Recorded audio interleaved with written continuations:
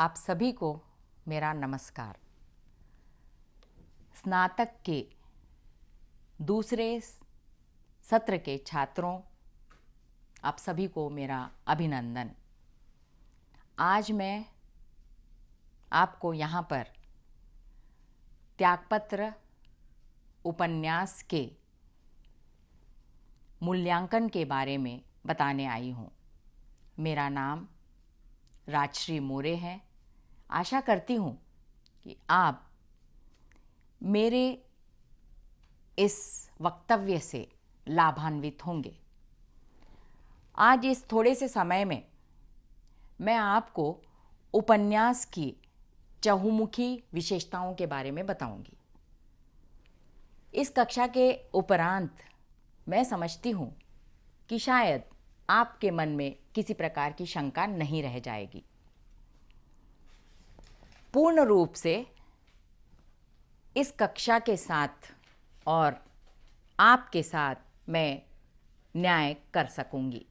केवल मेरा एक निवेदन है कि बहुत ही धैर्य के साथ मुझे सुनने का प्रयास कीजिए। हाँ, आप धैर्य तभी ला सकते हो जब मैं आप में उस जिज्ञासु प्रवृत्ति को शांत करने की क्षमता रखूंगी।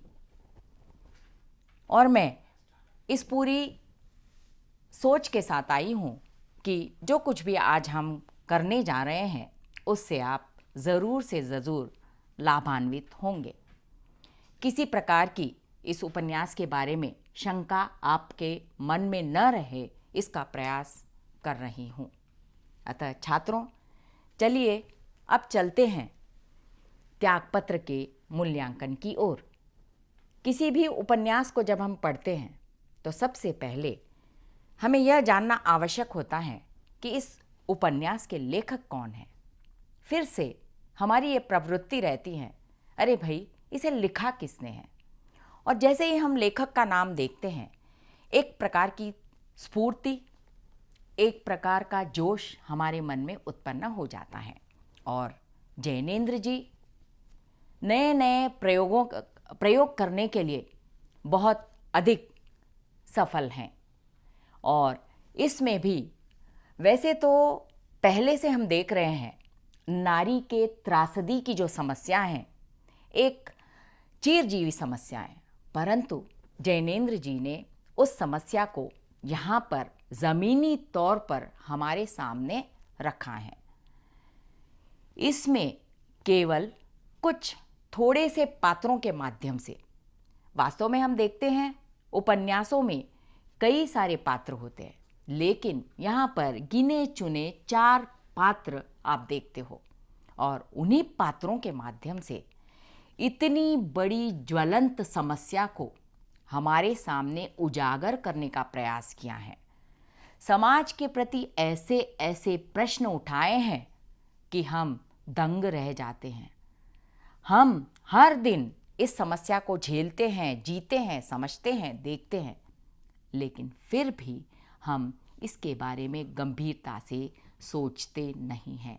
और चलिए आज हम इस उपन्यास के माध्यम से आपको स्त्री की अनेक समस्याओं की दुनिया में, यात्रा में ले चलते हैं। सबसे पहले कथा प्रारंभ होती है एक साधारण से परिवार के एक साधारण माहौल के रूप में, जहाँ पर प्रमोद, जो कि इस मृणाल का भांजा है, वह अपने माता पिता के साथ रहता है, जो मृणाल उसकी बुआ के रूप में यहाँ पर प्रस्तुत होती हैं।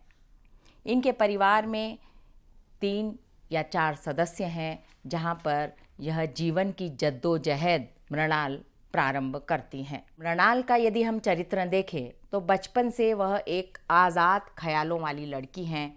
वह उड़ना चाहती हैं, पढ़ना चाहती हैं, लेकिन जैसे कि हम सभी जानते हैं तत्कालीन समय में स्त्री शिक्षा को इतना अधिक महत्व नहीं दिया जाता था। केवल महत्व ही नहीं, बल्कि स्त्री शिक्षा को कहीं न कहीं यह समाज नकारा भी करता था। परंतु मृणाल का जो चरित्र हम देखते हैं वह एक तितली के समान, एक आसमान में आज़ाद उड़ते पंछी के समान है, जो बचपन ही से उसमें लेखक ने डालने का प्रयास किया है। और यही उसका चरित्र है जो लेखक को आकर्षित करता है। और प्रमोद भी अपनी बुआ के इस चरित्र से, अपनी बुआ के इस प्रदर्शन से बहुत अधिक प्रभावित है और कहीं न कहीं अपनी बुआ के लिए उसे एक प्रकार की सांत्वना, एक प्रकार का सम्मान और कई सारे ऐसे जो सकारात्मक मूड हैं, सकारात्मक पहलू हैं, वह उसके जहन में घर करते चले जा रहे हैं। और इस प्रकार मृणाल का जीवन चल रहा है और अचानक एक दिन उसकी भाभी यानी कि प्रमोद की माँ को पता चलता है कि मृणाल का अपनी सहेली शीला के भाई से प्रेम संबंध स्थापित हुआ है और वह बड़ी नाराज़ होती हैं। और आप सभी जानते हो कि आम जीवन में उस समय यदि कोई लड़की को इस प्रकार की उनके अनुसार करतूत कहेंगे, इस प्रकार की भावना में यदि कोई लड़की बह जाती हैं तो उसे समाज बहुत ही बुरी दृष्टि से देखता है और वही हाल होता है मृणाल का। अब मृणाल के सामने समस्या खड़ी होती है कि करूं तो क्या करूं, लेकिन वह अपने समाज के सामने, अपने घर वालों के सामने हार मान जाती हैं और वह एक अधेड़ उम्र के व्यक्ति से विवाह करने के लिए राजी हो जाती हैं। वह व्यक्ति पहले से ही शादीशुदा होता है और मृणाल फिर भी जो है यहाँ पर उससे संबंध रखकर एक भारतीय नारी के उच्च आदर्श को संभालती हुई उनका जीवन संवारने में लग जाती हैं। परंतु यहाँ पर फिर से लेखक ने एक अनमेल विवाह की सबसे बड़ी समस्या को यहाँ पर उजागर किया है, जो हम हमारे उस समय के प्रेमचंद जैसे उपन्यासकारों में देखते हैं, जो समाज का एक बहुत बड़ा एक जहरीला मुद्दा था, जहाँ पर अनमेल विवाह, विधवा विवाह और जैसे जो है पहलू आपको देखने के लिए मिलते हैं। मृणाल फिर भी अपने जीवन से एक प्रकार का समझौता करके इस अधेड़ उम्र वाले व्यक्ति के साथ एक अच्छी पत्नी का धर्म निभाती हुई चल निकलती है। लेकिन उसके पति को कहीं न कहीं पता चलता है कि मृणाल के विवाह के पहले किसी से प्रेम संबंध थे, वह उसे खदेड़ने लगता है और वह कहता है कि मैं तुम्हारे साथ अब नहीं रह सकता। वह मृणाल को घर से निकाल देता है। इसके पश्चात मृणाल फिर से अपना जीवन संवारने लगती हैं, कुछ न कुछ करने की, जिंदगी में जद्दोजहद करने की उसमें एक मंशा है और वह कर निकलती हैं।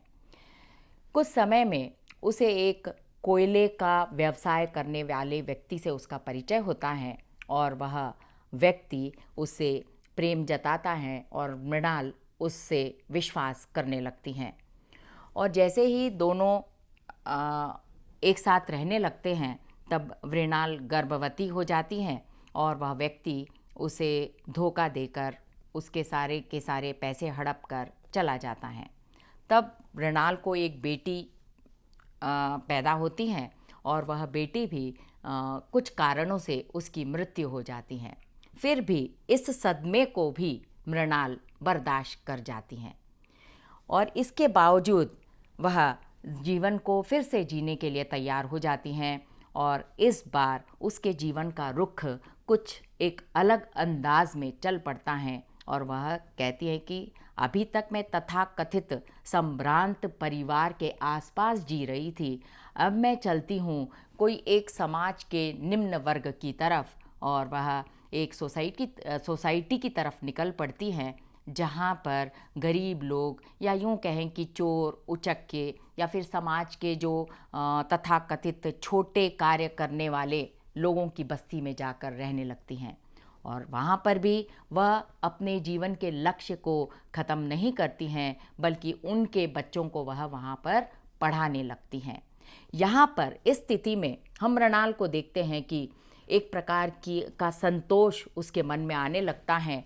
कभी भी जो है जो शिक्षा प्रदान करता है उसके मन में इस प्रकार की भावना रहती है। और यहाँ पर हम जैनेंद्र जी को देखते हैं कि मृणाल जैसी स्त्रियों का मनोवैज्ञानिक प्रदर्शन यहाँ पर खुलकर हुआ है और यथार्थ रूप से हुआ है और मार्मिक रूप से हुआ है।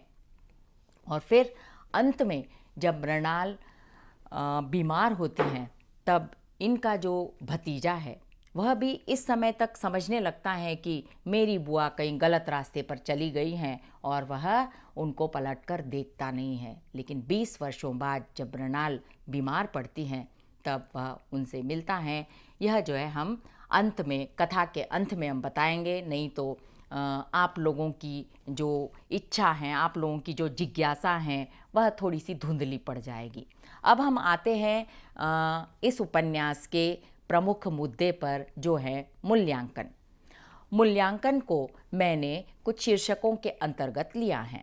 सबसे पहले यहाँ पर समाज के उन ज्वलंत पहलुओं पर जैनेंद्र जी ने इस उपन्यास के माध्यम से प्रदर्शित करने का प्रयास किया है। सबसे पहले जीवन की जद्दोजहद और त्रासदी में जकड़ी नारी, इस शीर्षक के आधार पर हम यहाँ पर उपन्यास के पहले भाग में सारा सब कुछ देख सकते हैं। दूसरा हमारा विषय होगा मन की पवित्रता की कसौटी पर नारी जीवन, और तीसरा होगा, इसे हम बाद में विस्तृत रूप से समझाएंगे बच्चों, अभी केवल जो है मैं आपको विशेष विषय या इसकी विशेषताएं मूल्यांकन के आपको बता रही हूँ।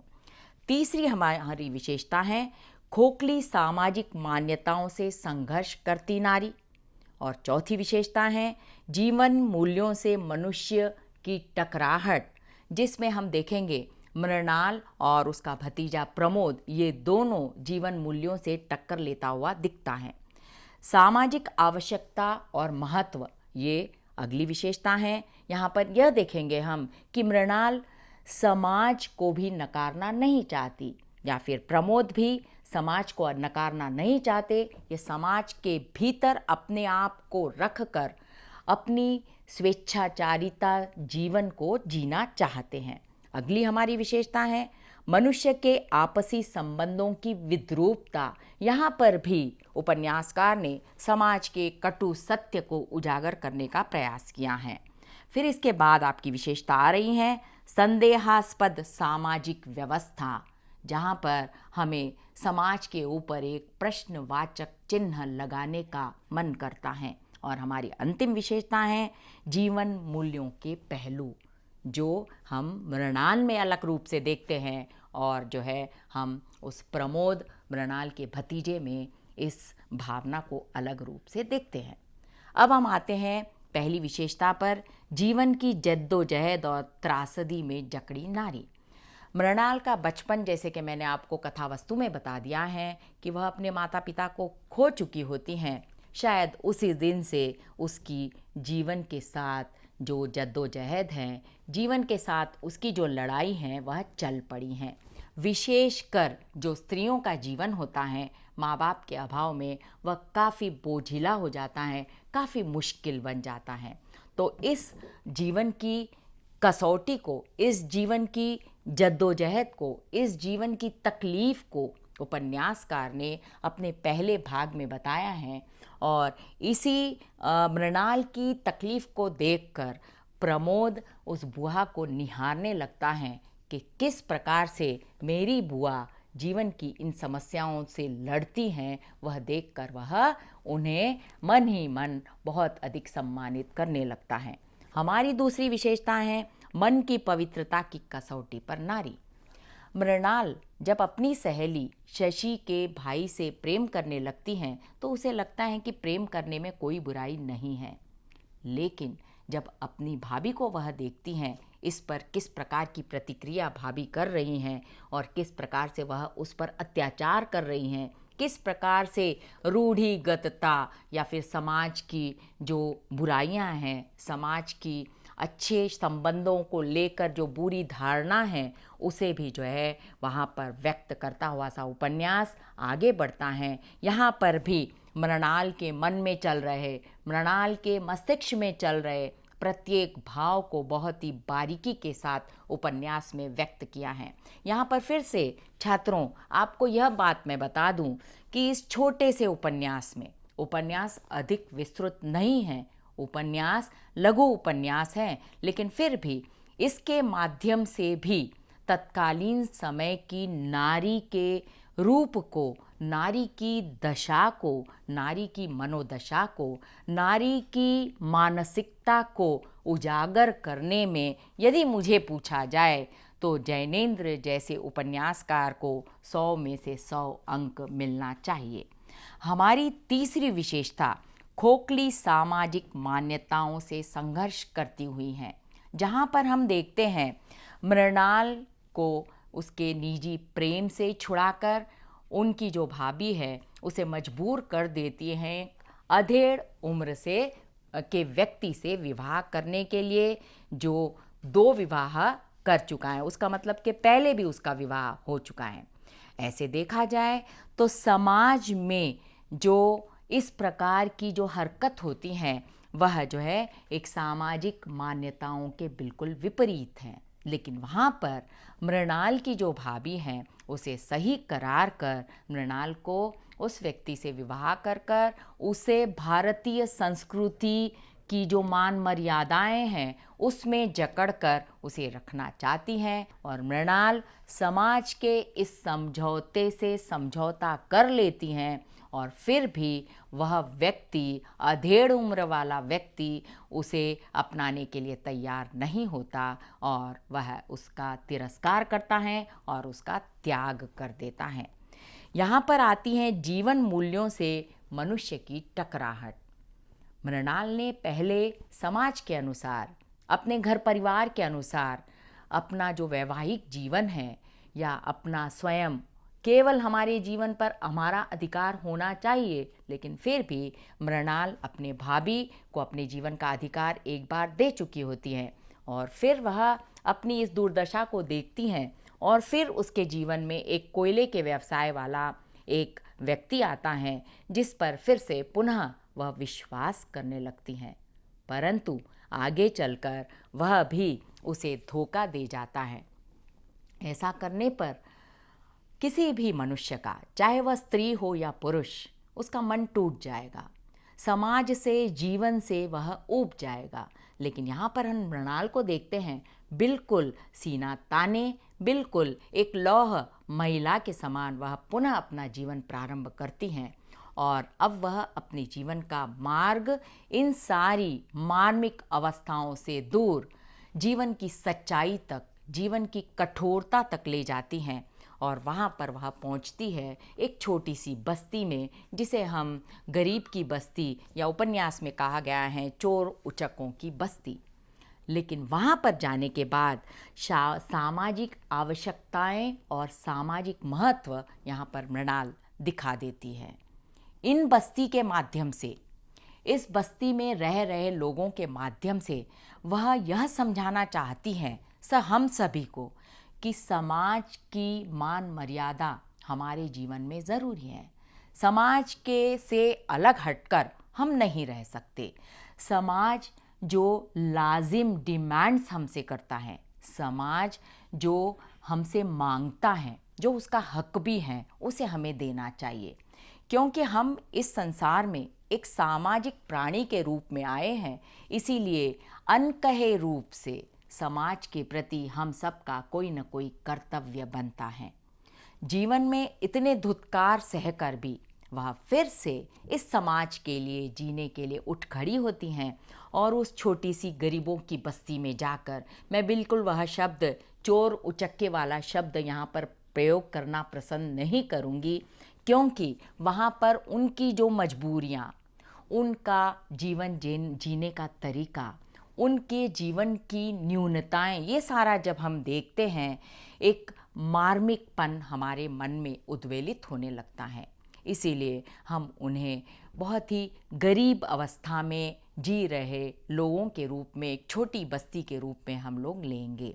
और मृणाल के मन में भी हमें वहाँ पर दर्शित होता है कि इसी प्रकार की विचारधारा वहाँ पर दिखाई देती है, और उसने यहाँ पर एक बहुत ही पवित्र, एक बहुत ही पुण्य और एक बहुत ही समाज सेवी का कार्य यहाँ पर वह प्रदर्शित करती हैं और उनके बच्चों को पढ़ाने लगती हैं। इसके पश्चात हम देखते हैं मनुष्य के आपसी संबंधों की विद्रूपता।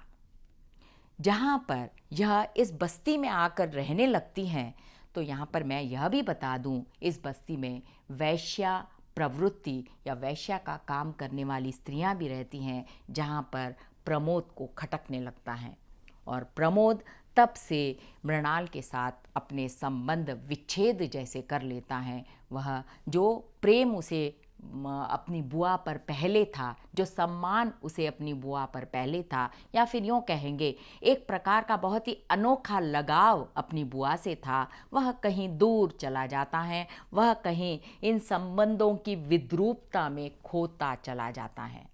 और तब मृणाल को काफ़ी दुख भी होता है, लेकिन फिर भी वह अपने कर्तव्य को नहीं छोड़ती और वहीं पर अपने जीवन का लंबा समय वह बिता देती हैं। और इस प्रकार यहाँ पर हमारी अगली विशेषता संदेहास्पद सामाजिक व्यवस्था के अंतर्गत हम देखते हैं।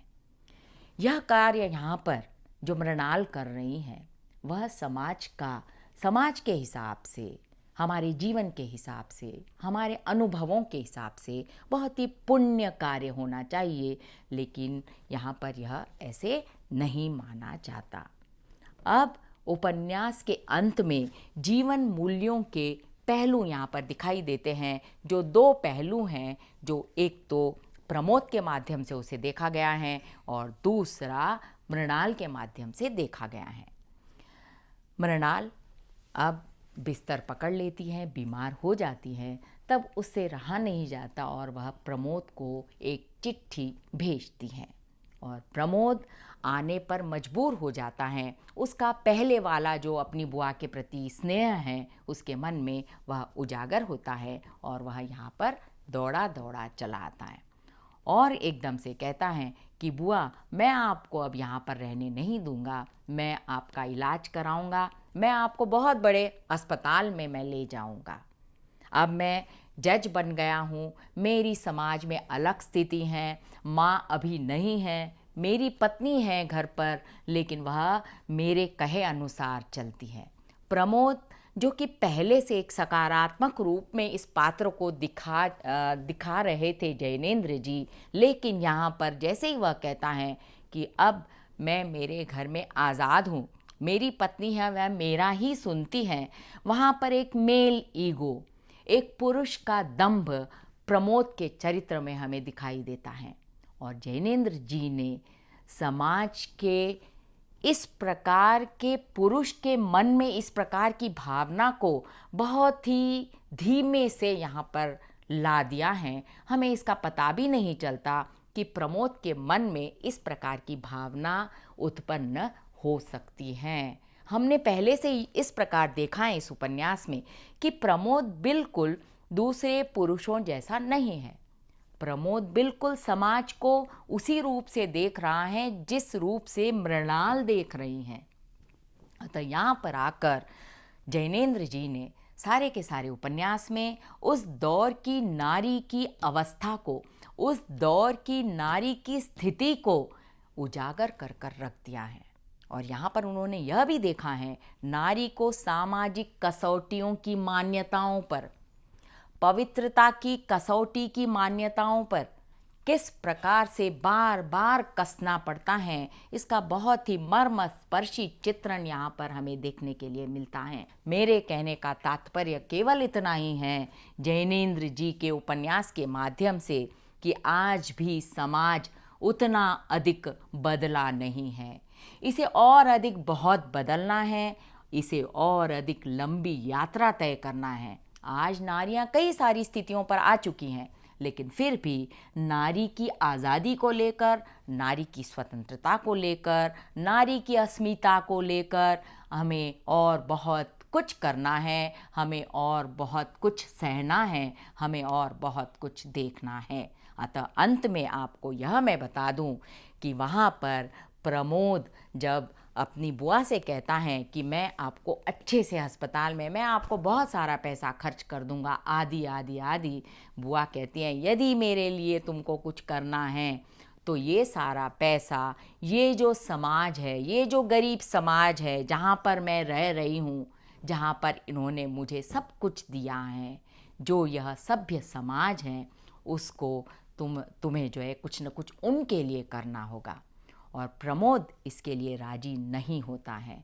यहाँ पर बुआ और भतीजे के बीच की मानसिकता में अंतर या इनके जीवन को या समाज को देखने के दो अलग अलग पहलू आपको यहाँ पर दिखाई देते हैं। अंग्रेज़ी का जो वाई यहाँ पर आता है वह आपको बिल्कुल साफ तरीके से जैनेंद्र जी ने बताने का प्रयास किया है।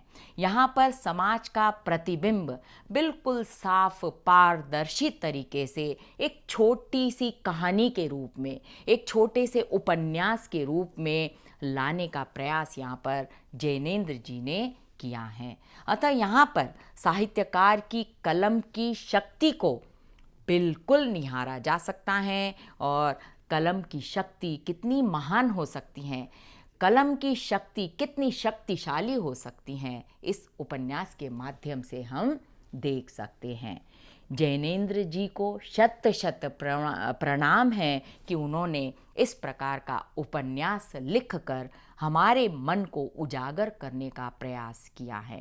कहने का तात्पर्य मेरा बिल्कुल यही है कि जैनेंद्र जी ने कई वर्षों पहले नारी की इस अवस्था का यथार्थ ज्वलंत पारदर्शी उद्वेलन इस उपन्यास में बहुत ही सुंदर सरल शब्दों से किया है। छात्रों, मैं अब आपसे इजाज़त चाहती हूँ।